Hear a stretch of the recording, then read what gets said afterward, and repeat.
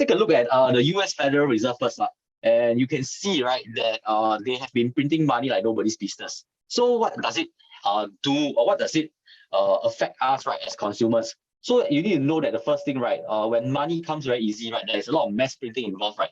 So definitely there is a lot of liquidity. Okay, so first thing, right, we need to know is about liquidity in the market. And this is taken out from the Fed economic data. And what happened, right, is that from 26th February all the way to 10th of June, okay, your Federal Reserve, right, balance sheet jumped, okay, to $7.17 trillion. Okay, so you can see, right, that this is actually done, right, so that they can just save the economy. So quantitative easing, right, QE, okay, in short. When you see QE, right, it means that, right, they are printing money, pumping money into the market. And what it does, right, is it makes your money smaller, okay? And because of that, right, many companies, right, are able to borrow money at a much lower cost, lower rate, and this will also reduce, okay, your bank interest rate. And we have seen so far, right, for the past 1 year, we have seen bank interest rate of like 1.16, 1.2%. And those were the days of cheap money, okay? So we call this cheap money. So quantitative easing, right, it makes money cheap, okay? And it's nothing good or nothing bad. It's just a way that the US government, right, actually uses so that they can, help to revive their market. US being one of the market leader, a global market leader, if they were to fall, right, of course, it will cause a domino effect on the various countries. So that's the reason why, right, the US, right, is trying to survive, trying to actually get their market going so that, no one actually goes into a state of shock or anything like that. Okay. And we have seen already that inflation is really heating up. So it's quite crazy because just now, right, I was at a food court, right, and it has been quite a long time since I've been to the food court. So I ordered a plate of chicken rice. Okay, can anybody guess, right, how much is a plate of chicken rice now at a food court?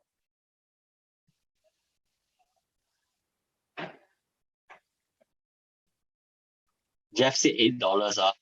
Okay, $5.50. Okay, both of you are right. Yeah, it's around $5 to $6. And on top of that, right, I 加肉加蛋 everything 加到来 it's about $10. So right now, right, to have a decent meal without drink at a food court is already $10. Do you all remember the days whereby chicken rice is just $3 or $2.50? That was like quite recent only, right? I think you all can remember probably 10 years ago. 10 years ago, chicken rice was just $2.50, okay, or even $3. Fish soup is only like $3.50. But yeah, bunton ki is even worse. Right now, I think Jennifer bunton ki price, right, is like $12 already if you buy the set. The one in the bento set is $12. And then on top of that, right, we still haven't included your Grab delivery charges. So even Grab delivery charges has also increased. Do you notice, right, that previously, right, delivery fees of 99 cents up to $2. Right now, right, your minimum delivery, right, is like $5 already. That is because of your oil increase. Okay, so because of oil increase, right, everything, right, actually increased in price in tandem. So I just came back from a holiday in Bali, right, and can anyone of y'all guess, right, just a one ticket from Singapore to Bali, right, how much does it cost? I took Scoot, okay, because there wasn't any ticket left on SIA already. So your guess are 400, 600. Okay. Anybody guess anything higher or not? 700. Quite close, Jeff. So my ticket, right, from Singapore to Bali is $700. I can't believe it. It's a budget airline, And you know that when we went to Switzerland, right? You know, right? We all went to Switzerland for a snowboarding holiday, right? So now you can guess or not? From my Switzerland, right? Okay, Singapore to Switzerland, right? Return trip. You guess how much only?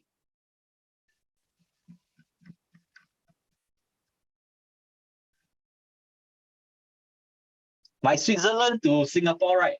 I paid 1,600. Okay, premium economy. So that was my price. So Singapore to Switzerland, 1,600 premium economy. Now Singapore to Bali, right, is $700, and it's not even SIA. So you can see, right, that because of this oil price and there was a surge in traveling, right, everything actually increased. Okay, so Eileen never traveled for years already. Yeah lah, but just make a guess so they can entertain me. If not, I very bored. I talk to myself. Yeah, every time I entertain myself, damn sian one eh. Okay, so you see that air ticket price, oil price, they are all increasing. So it's really crazy the cost of living right now. So what matters to you, right, is that your clients will be feeling it also. We will get to see, right, that our money, right, will be actually corroded over time because of inflation. So definitely, right, one thing that they want to do, right, is how can they really safeguard their savings or their money, right, from this inflationary pressure. Okay, because I think inflation, right, the government doesn't want inflation, but because of the pandemic, right, this inflation is here to stay. So we can see, right, that on the average, right, inflation will last between 8 months to 2 years. So we have to prepare for these 8 months to 2 years, right, that cost of living is going to get higher. Okay. And let's take a look at property prices versus inflation. So we can see, right, that the biggest jump, right, was in 2006, right? Okay, there was a big jump over there from 2000 to 2010, okay? When inflation went up by 17.7%, property prices went up by 44.2%. And in 2010 to 2020, okay, the inflation was 16.4%, property prices went up by 30%. And we consider the whole cost, okay, from year 2000 to 2020, okay, inflation was at 31%, property prices went up by 57%. So back down now to 2021, okay, 2021, that was just very, very recent last year only. Okay, so inflation rate was 2.3%, but property prices went up 10.6%. It's really crazy. So you can see that, in Singapore, right, the best way, right, to safeguard your savings, right, will definitely be real estate. There's nothing else really. Okay, you buy car also, there is depreciation, right? So buy car is even worse. Inflation really is so high, you go and buy car, depreciation, you are living on the edge, my friend. Okay, so we can see, right, that between 2013, right, to 2021, inflation was around 30%. Okay, and real estate, right, was escalating at a constant speed. Okay, this is what I like about real estate. It really safeguards all my savings and everything. And I would say that at least 50%, right, of my income, right, I really put into real estate. Okay. And as inflation hits up, right, we can see the GDP versus property price difference. Okay, GDP, we take it as the growth of a nation. Okay, you just need to know that GDP is the growth of a nation. So we can see that, right, as GDP grow, right, real estate also grow together. Okay, in fact, I would say that if you want to see GDP growth, everybody thinks that whenever, right, there is a positive GDP growth, what happens to property? It's supposed to go up, right? But in fact, if we actually do a comparison, right, we will see that the property market, right, leads the economy, right, by 1/4 in recovery. So we can see over here, okay, in 2020 Q1, when GDP was negative 0.1%, okay, then you see that property prices, right, grew by 0.3%, okay, and over here, right, when in 2020, right, when GDP was negative 12.6%, okay, the next quarter, right, property went up by 0.8%. So there was growth. Okay. So one thing you need to take note, right, is that for GDP and property, right, property prices always leads by a quarter. Okay. And when we actually take a look at market recoveries, right, the first thing you need to know for Singapore real estate market, okay, what I like about Singapore real estate market, right, is that every time, right, there is a crisis, okay, we take a look at the three crises. Okay, what do you all see? Do you all see a similar trend or not? Can anybody tell me what is the trend? Uptrend, definitely it will be uptrend. Okay, but what I like to see, right, is the market recovery. So right, that market recovery, right, it could be a V shape, a U shape, a L shape, okay, or even all the way down. Okay, so you can see that there is a lot of confidence, right, in our Singapore property market. And why do I say that? It's because the moment you see, right, there is a sharp drop, okay, it's always followed by a sharp recovery. So our crisis recovery, right, is always a V-shaped instantaneous recovery. That's what I learned about the Singapore's market. Yep. In short, right, it's also a knee jerk. Okay, so whenever, right, there's a knee jerk, right, you will see that the recovery is very, very fast. And after that, right, you see it starts actually going up also. Okay, and of course, you also notice, right, that the dips are always synchronized. Okay, what do I mean by synchronized? you will see, right, that the dips, right, when they go down, right, they go down to a certain level and goes up in an equal level, and then after that surpassing the next level. Okay, so you can see that it's always synchronized. So it goes down and it goes all the way up, passing the O level and then hitting a new high. Okay.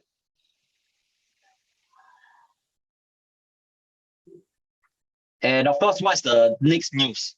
Okay, I think this week, right, the Fed is going to or have already announced that there is another 0.75 rate hike, right? So what it means to you basically, right, is that interest rate is going to increase. So this is the opposite of QE, okay? Or when we print cheap money, okay, compared to rate hike, this is the exact opposite. So what they are saying, right, is that, hey, we banks, right, we are going to charge you a higher interest rate for borrowing money. And because of that, right, your money value, right, will actually be consolidated. Okay, instead of cheap money, now we have expensive money. Okay, so you can see that this is the projection of the US Fed funds target rate range, and we can see that in the long run, right, interest rate, right, will be hitting 2.5% soon. Okay, and what it means for us basically, right, is that our mortgage loans, right, will definitely increase over time. Okay, so be prepared, right, that your mortgage loan will be increased. But in Singapore, do we need to worry or not? So for some of you, right, that forgot, right, in order for you to qualify for a loan, okay, MAS has already this regulation, right? For people to actually qualify for a loan, right, they are using 3% interest rate already. So you can see that our government has already seen this coming long time ago. So that's the reason why, right, you will still qualify for a loan, and at the same time, because you qualified for that 3% interest rate, even if now, right, interest rate is at 2.5%, right, we will not be affected. We will be paying a bit more, definitely, but we will not be greatly affected. This is to avoid a property bubble.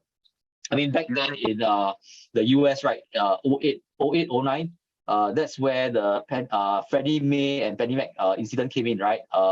Property bubble, right? And then there was a market crash, right?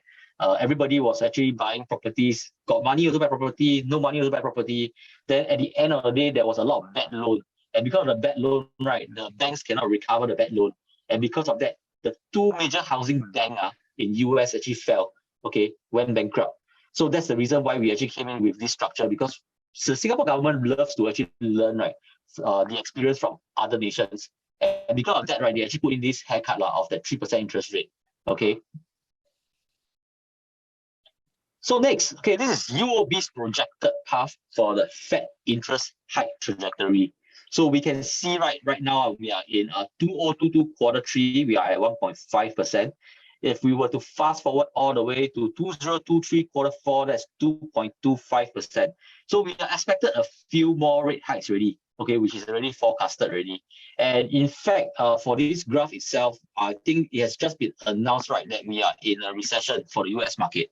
Okay, so this is something that I would say will affect the market temporarily, but it's good to know that at least, you know, the branding of Singapore is there, and that's the reason why we will remain largely unaffected.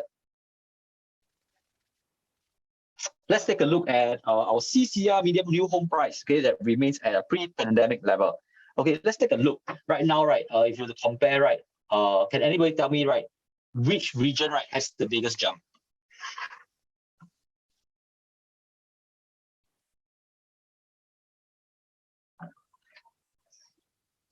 Based on the graph, you all can see, right, which region has the biggest jump? RCR, right? Okay, good. So you can see that RCR actually had the biggest jump. In fact, if you were to actually see in the month of November 2021, it was pretty crazy that RCR price actually hit CCR price. Okay, that was a one-off incident. Okay, but subsequently, we also noticed, okay, that there was growth in OCR and RCR, right? About close to 30%. But take a look at CCR. Our CCR did not increase much at all. Okay, so what it means to you, right, is this: there is a lot of opportunity here. Okay, that's why you see recently, right, there has been a lot of news, right, and exposure for a lot of CCR projects. I think Kevin also went down to the M to actually do a consumer talk. In fact, you will see that CCR considered cheap now. It's really very, very cheap now. So if you have clients, right, I think that one of the methods that you can use, right, will be to actually get them to sell their RCR, okay, RCR or OCR property, and consolidate their funds to buy a CCR property. Why? Because I think that this is a moment that a lot of people have missed out. This is a good opportunity for you to really get into a good location without much down payment needed. Okay, the price comparison, I would say that is maybe top up another 200,000-300,000, you're able to actually get a CCR unit already. Okay. And we have seen historic low on new home inventory. What to do during the pandemic? There were a lot of workers that actually fell ill and everything. And you can also see that because of that, right, construction actually took a halt. And because there was a halt, okay, buyers started stepping up properties in the whole of Singapore. Okay, and I think so far, historically, this is the most crazy moment already. Listings that cannot sell also suddenly sell. You don't even need to be there, also the listings will be sold. It's a very, very crazy moment, okay, and I'm glad that I'm part of it, okay. So yes, you can even see that Amor is a very good example, right? For Amor is a CCR or OCR project. Sorry, Amor is an RCR or OCR project.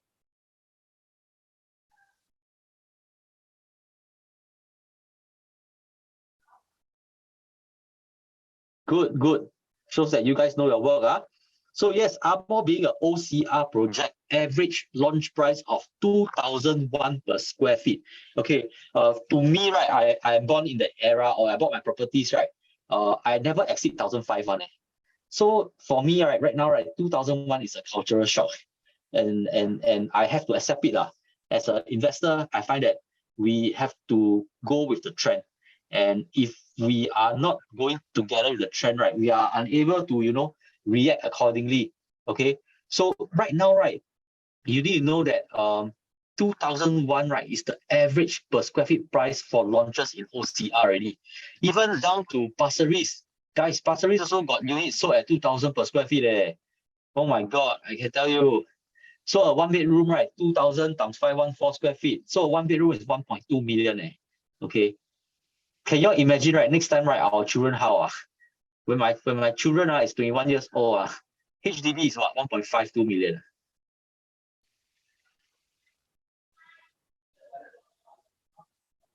I pass on.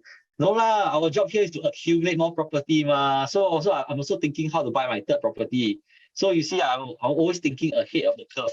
Why? Because I want to have two children ma. So if I have two children, right, I definitely want to have two properties and one for my own stay. So three properties will be just nice.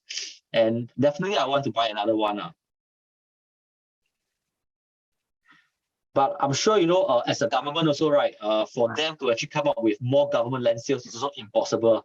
So government being government, if let's say, right, it's impossible for them to actually have more government land sales, the next thing that they will do, right, will be to open up to developers and to let developers, right, go on, right, on an en bloc spree, right, so that they can actually acquire more properties for them to redevelop, so that your new home inventories, right, goes up to an average level.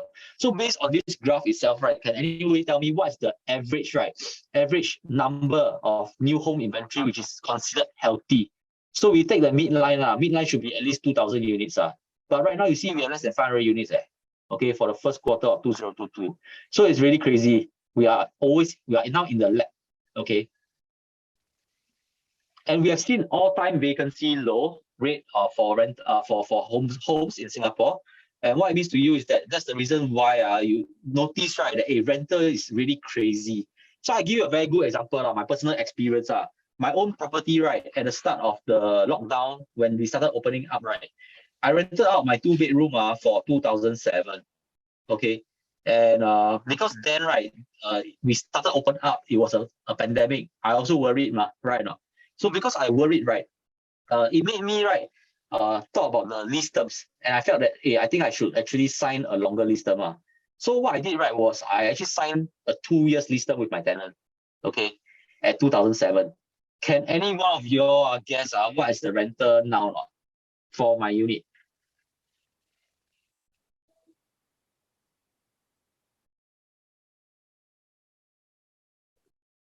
Well, not bad. Actually, your market the feedback not bad. Okay, but definitely much more than what you all actually have guessed. The same freaking unit, right, can be rented out at 4,300 now. So you can imagine that every month, right, I'm losing 1,600. 1,600. What the hell, yeah? The market is really crazy. Okay. And a bit regret lah, because now, right, my lease, right, ends in September 2023. I'm really hoping that, you know, by then, right, in September 2023, hopefully the rental market, right, will continue to increase or at least stay lah. If not, I can tell you, yes, units, right, are being snapped up even without physical viewing. They don't even care. They don't even care what is the layout anymore already, you know. So tenant market is really very, very crazy. In fact, right now, right, I think this is a very good opportunity. Serving tenants or landlords. I think that rental, right, should be a part of your business right now, because I think this is the trend that is moving. Okay. A lot of these tenants, right, they are actually looking for help because they don't know where to go. And because they don't know where to go, right, they need your help. Why? I can tell you there is frustration already. I've actually encountered a few tenants. So last week, I actually closed a unit at the Garden Residence, and I closed it with one of our preeminent roommate.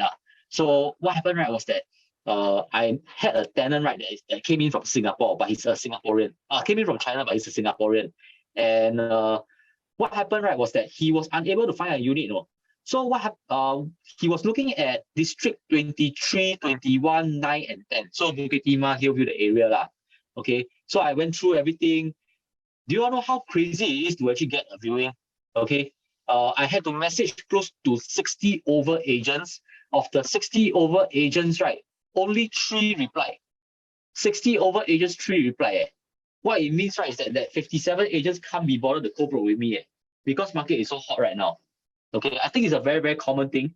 But the good thing, right, is that all I need to do, right, is just send message only via WhatsApp.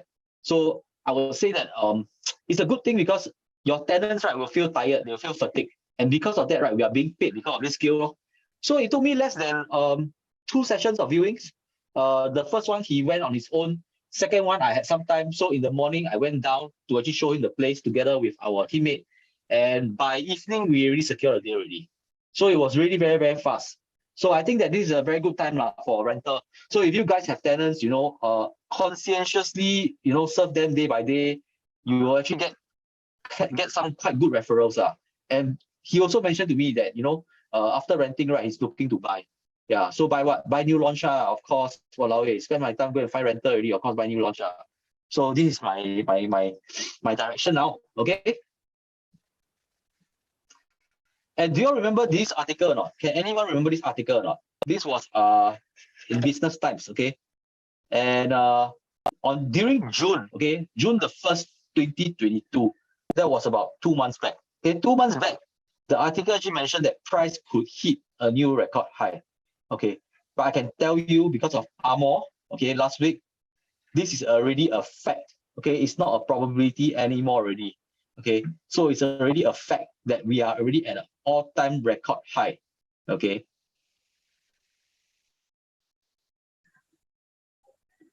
So let's take a look at CCR inventories, and we start to see, right, for the period between January 2020 all the way to January 2021, there wasn't much interest. Not many people are actually buying CCR properties, but we can see the green marks. There was an increase, renewed interest in CCR properties, because I think that people actually started to see that there were opportunities, and that's the reason why they start to actually come into the CCR area. So of course, if you have buyers, right, they are actually looking for properties, right, maybe you can also, you know, share with them that this is one of the findings that we have. Yep, Jennifer, we have value buys in CCR. In fact, this is a very good time for you to consider upgrading the property right now. Reshuffle your portfolio to actually include a bit of CCR properties. I mean, buying CCR properties can't go wrong Singapore. So I guarantee that, you know, the reason why there was a decline, right, in CCR properties, right, is also because of decentralization. So have you all heard of decentralization? So the government is actually encouraging people, right, to work near their house, right? And that's the reason why we have all these regional centers. And because of all these regional centers, right, the attention is being taken out away from CCR. And people are actually, you know, working more from their homes right now and more closer to their house. And that's the reason why, right, CCR properties, right, did not increase. But I can tell you, when there's decentralization, there will always be re-centralization. So it's always like that one. So the moment, right, decentralization is over, right, what happens to our CCR properties? It will definitely shoot up, okay, because you see that there wasn't much improvements, and RCR and CCR is catching up on, OCR and CCR is catching up on our CCR. So CCR has to increase, okay? This is a rule, right? CCR have to increase. If not, instead of buying Sengkang, I buy Orchard, because anyway, same price. Doesn't make sense, right? So CCR has to increase. So does it represent a big opportunity right now?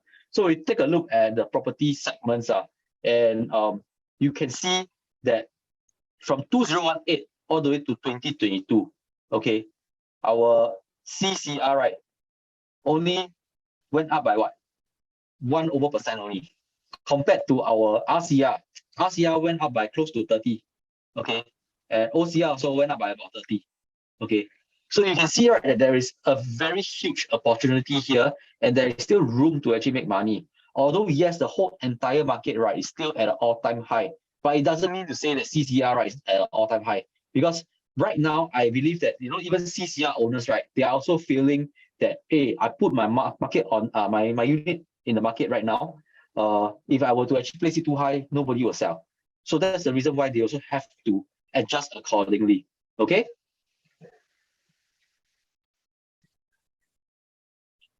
And if you say that rental is at all-time high, let's take a look at the years of 2015.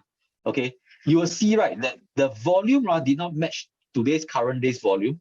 And at the same time also, the average price, right, was so much higher, okay, than today's price. So if you were to tell me right now, I would say that rental is still very low and there's still room for growth.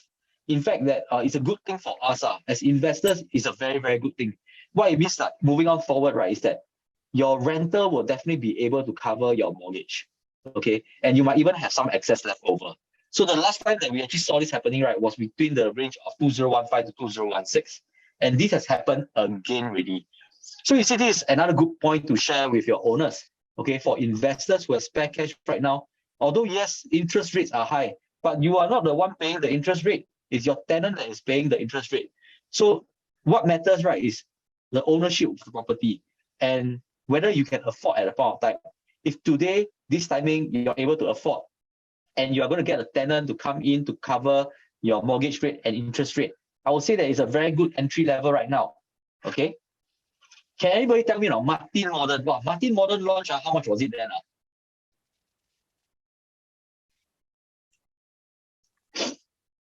Martin Modern.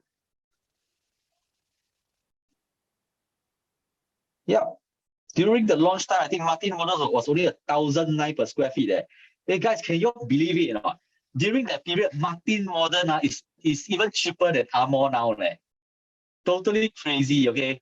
So you can see that if you still continue to wait on the fence, right, prices are going to get higher and higher and higher, and you'll be outpriced, okay? I share with you a very good example. I have a friend, right, that has been looking to buy property for the longest time. So when I bought my first property, right, he was also looking at property. Okay, so just 2 months ago, we submitted a check for Live at MB. I thought, wow, finally my friend can get the property already. His budget was up to 1.1. But by the time the balloting number caught, right, he don't even get to actually, buy at 1.1. So there was nothing in the market that he can buy. And the next jump was 1.2, okay? And 1.2, right, was too much of a stretch for him, okay? And right now, right, it's 1.3. So you can see that, as the months pass by, he's being outpriced by 100,000, 100,000, 100,000. Okay. So I'm very blessed because at least, thank God, I actually got my own property already. And 2 of it some more. So at least, I'm safeguarded already. So for those of you, right, who are still sitting on the fence, right, I think that it's time for you to actually start looking for properties as well. Work hard, get a property, and let your money work for you. Okay.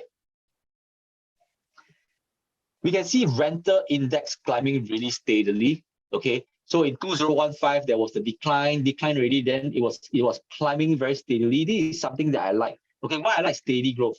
Because if it's not steady growth, right, if it's too sharp of a growth, right, what's going to happen? I think that the tenants might be sitting on the fence. They might choose other place to actually rent from. So this is not good. This is not good. So a steady growth is good. Okay, a steady growth is very, very good, and then there won't be government interventions as well, lah. Our government like to intervene with everything, lah. Every single thing also they like to intervene. So when the property prices also get too high, right, they will also come in to intervene. So I think that this is a very good thing. Okay, that property prices, right, are increasing steadily. And like I mentioned to you, there is a historic low vacancy rate so far. Okay, so I think right now, right, we are really at an all-time low already. Okay, Singapore, we have never been like so low before. Okay, and what's going to happen? Okay, what's going to happen here? Just imagine. So far, I think globally we are open up to many countries already, but there's still one more country that has not opened up yet, right? Can anybody tell me which country is that?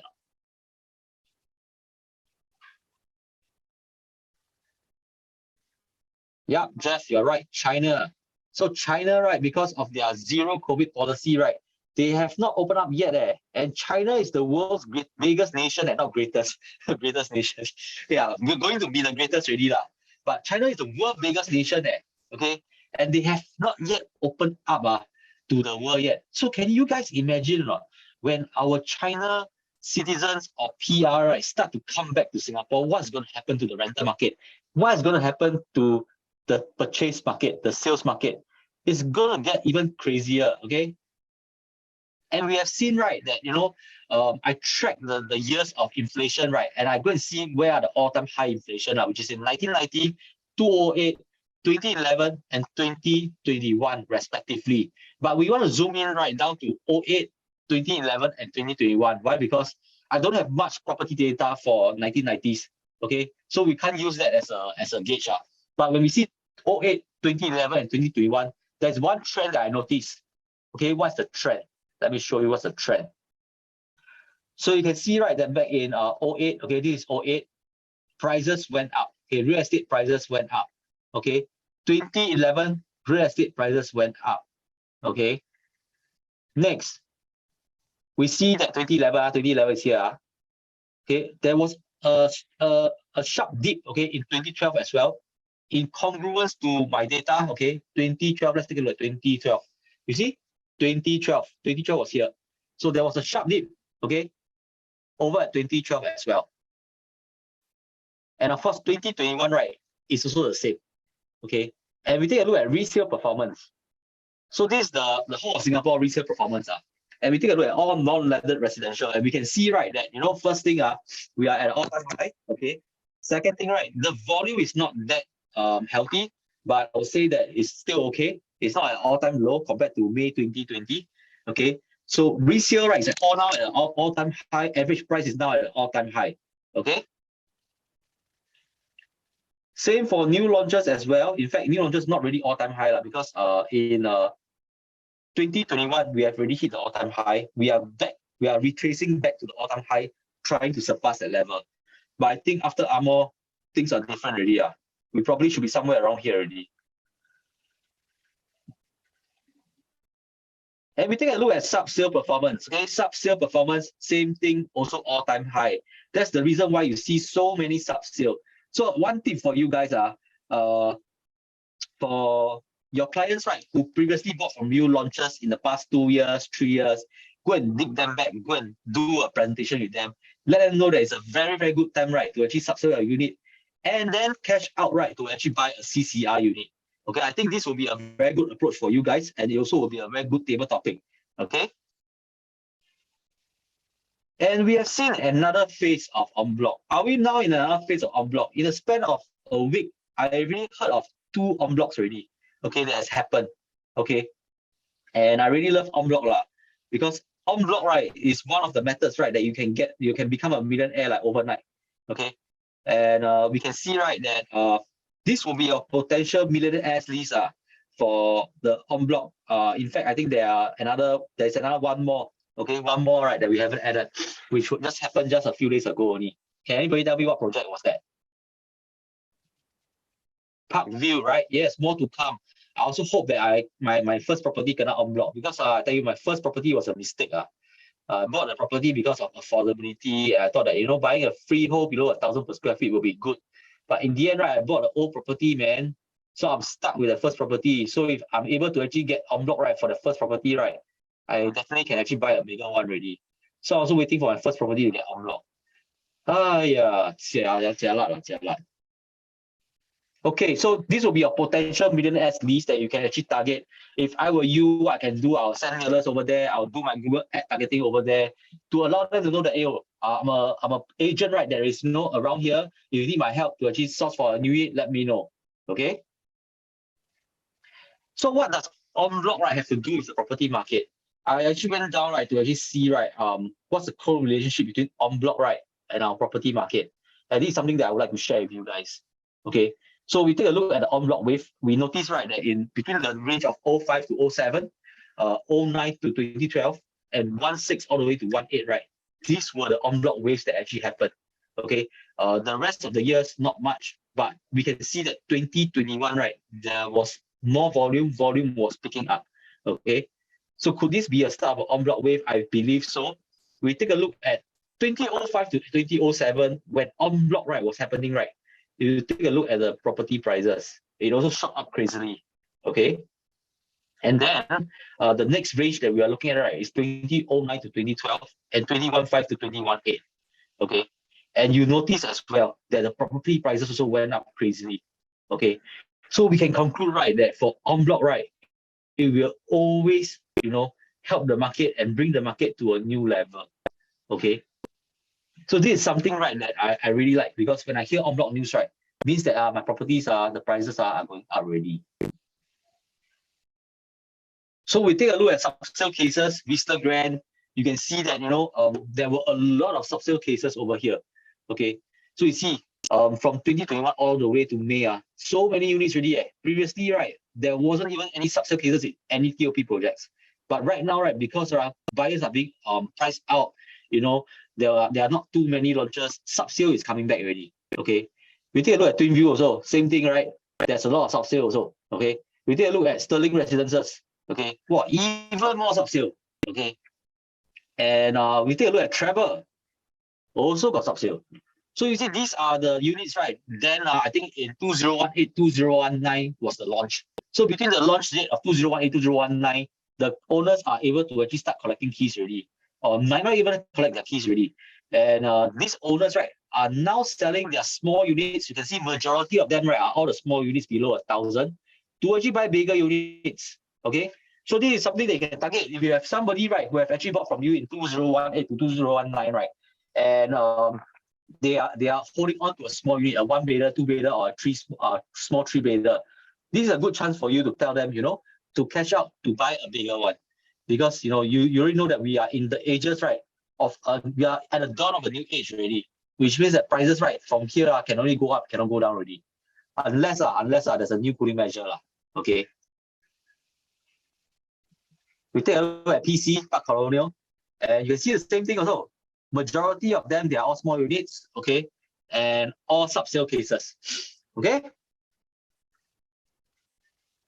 And I would like to tell you also, right, that I realized one thing also. Shortly, right, or whenever, right, you see your en bloc boom, okay, together with your strong GLS, right, when they come together, right, you've got to be prepared for a cooling measure already. Okay, the government will come in after this, once they know that, hey, we have already settled this issue of supply, housing supply. I think it's timely for us to introduce a cooling measure. That's where they will start to introduce a cooling measure already. So we take a look at 2013 and 2018. That was the end of the en bloc wave. Okay, and that's where, right, the government started to introduce cooling measures. So could we be, or are we looking at a potential cooling measure that is coming in? I would say very likely, but after the en bloc wave, should we be afraid right now? I say no, but I think this is a very good period for you. You know that you probably have a few months to a year for you to gain traction, to get the transactions before cooling measure comes in again. Okay, so I think that this is a good time for you to start touch basing with your client, okay, to share with them the news that you have for them, so that you're able to actually get more transactions for them. All right. And this is a very accurate prediction. You all remember this article by Morgan Stanley? Singapore property prices double by 2030. So at that point of time, I was still thinking to myself, hey, could it be or not? Like, really, man, so true, man, that property prices can go up by double. I own the property now, 1.5 million. By then, it's 3 million. But guys, I can tell you, I'm already seeing it already. If you are here at Amor launch, there are buyers, right, that had the budget of 2.1, 2.2, 2.3 million that were purchasing only 3 bedroom. Just 2 years ago, these buyers, right, of 2.1, 2.2 budget, they could easily afford a landed. So now, right, because of that, right, they can only buy a 3 bedroom. So I can start to feel that property prices, right, will definitely double by 2030 already. Okay. So you have to actually share with your clients that you don't buy now, there's no other chance to buy already. Your money will only get smaller if you do not park it into real estate. Okay. But are we in a bubble? So are we in a bubble? I would say that because of our previous cooling measures, okay, the government has really put in substantial, boundaries for us to work around. And that's the reason why, right, I would say that it's still safe to actually purchase real estate. And you see, right, this is the Knight Frank Global House Price Index for 2022. Okay, whether or not are we in a bubble. And we can see, right, that for Singapore, right, we are at the bottom of the list. We are at number 39. So we are still very, very healthy over here. Okay.